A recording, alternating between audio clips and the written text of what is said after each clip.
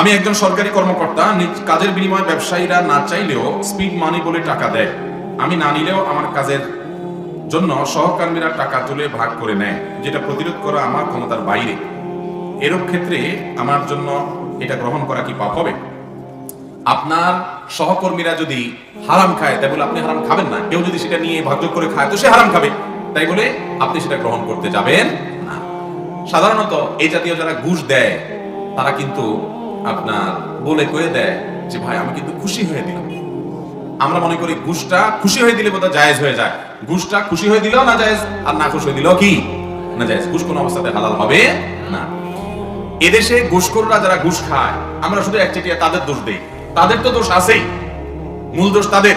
কিন্তু অনেক সময় ঘুষ যারা দেই আমরা সাধারণ মানুষ কাজের জন্য যারা যায় তাদের দোষ অনেক সময় বেশি থাকে।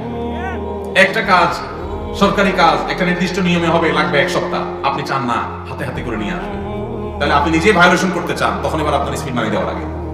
তো এগুলো করা আমাদের উচিত না, বরং সুদকে আল্লাহ রাব্বুল আলামিন হারাম করেছেন যেমন ঘুষকে আল্লাহ তাআলা হারাম করেছেন, বিনা এটা কোনোভাবে গ্রহণ করা যায় হবে না।